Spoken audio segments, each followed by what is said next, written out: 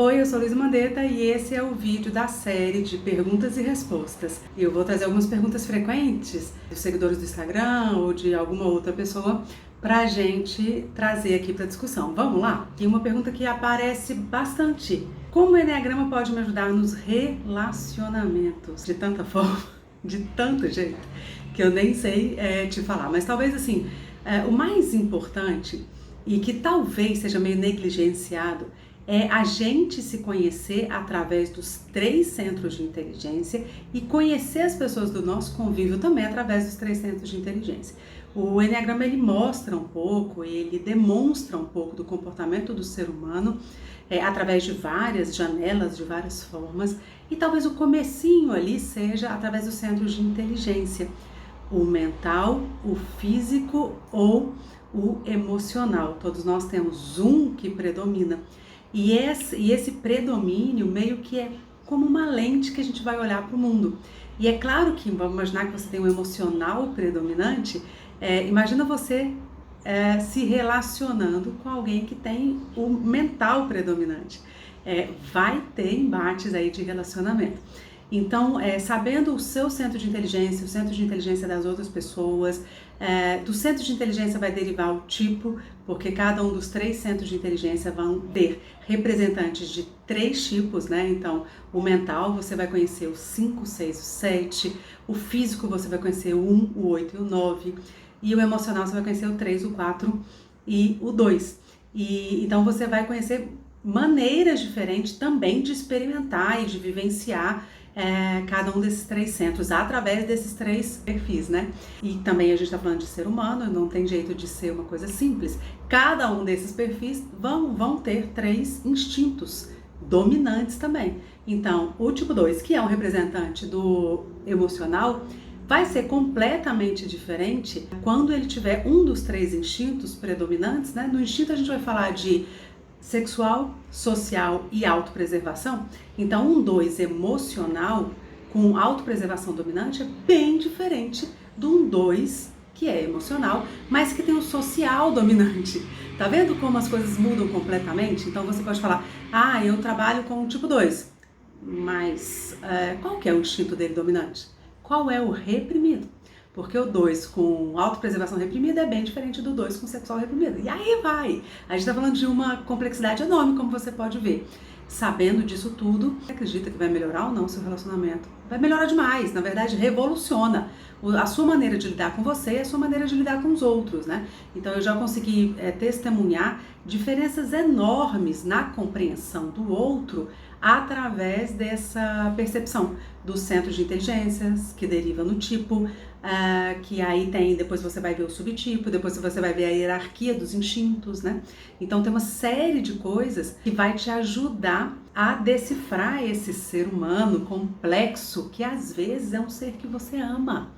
Às vezes é sua mãe, às vezes é seu marido, você nem sabe por que você está se separando, mas você quer se separar, porque a angústia de estar convivendo é tão grande, muito maior do que a felicidade, ou as felicidades, as alegrias, as satisfações, a vida conseguiram construir ao longo de anos, né? Recentemente eu estava com uma representante do centro físico e ela foi casada há mais de 20 anos, com um representante do centro mental, e ela conta, né, ela compartilhou comigo tanto que ela veria, né, de maneira diferente vários obstáculos que ela teve no casamento, o casamento que inclusive finalizou, que ela acredita que não precisaria ter finalizado, que ela acredita que poderia ter muito menos desgaste se ela entendesse essas diferenças de olhar para a vida, né? Então, quanto o físico precisa fazer, ele precisa se sentir em movimento, ele aprende e ensina fazendo. O mental talvez tenha um nível de realização tão alto quanto o físico, mas ele vai fazer diferente.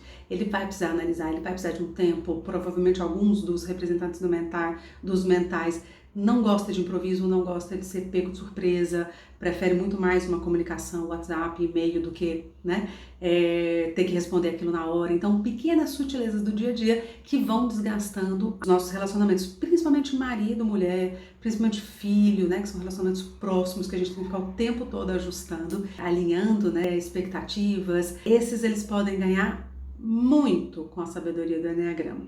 No ambiente corporativo, nem se fala. Então nem se fala porque a produtividade aumenta, o nível de gerenciamento, né, o nível de custo, o nível de gerenciamento das equipes, tudo isso tem um aumento de produtividade muito grande.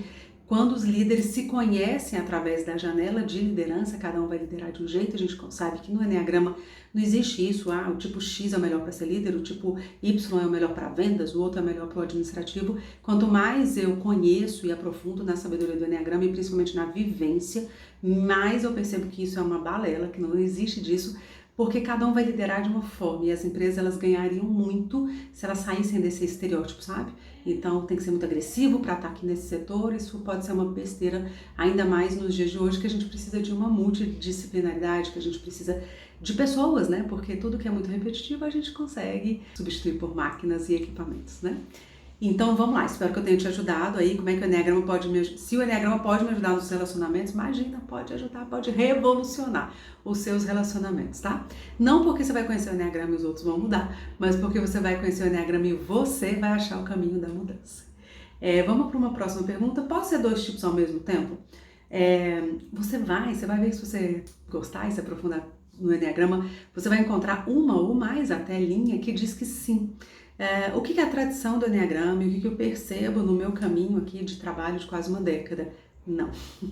Eu percebo que sim, a gente tem um tipo que predomina e que fugir disso talvez seja uma maneira também de fugir, de encarar de frente ali o nosso caminho de desenvolvimento, porque o Enneagrama ele pode ser igual um alfaiate, né?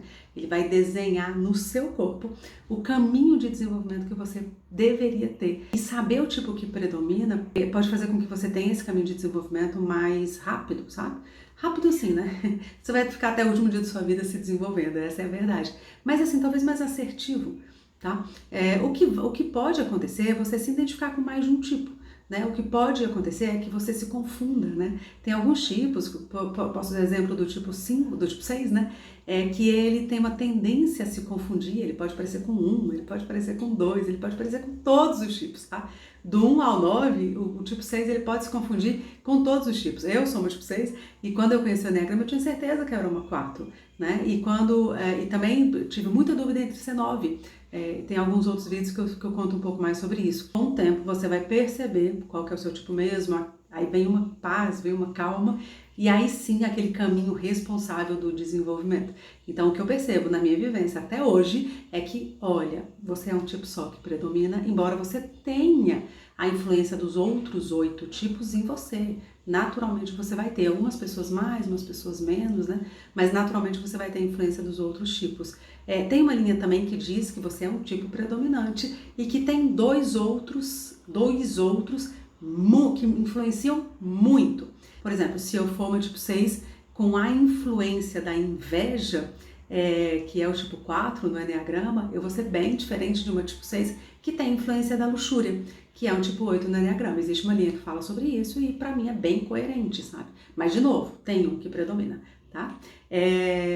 Posso mudar de tipo ao longo da vida? É meio que uma continuação dessa pergunta, né? O tipo não muda, o tipo é formado na infância. Tem um vídeo no Instagram que fala sobre isso. Meu Instagram é Luiza Mandetta, @LuizaMandetta. Você vai achar esse vídeo lá, como se forma a personalidade. Então, o tipo é formado na infância e ele não muda. O que muda? Você dentro do seu tipo, né? Então, se você é um tipo 2, o tipo 2, a paixão do tipo 2 é o orgulho. Tem vídeo de paixões aqui no canal.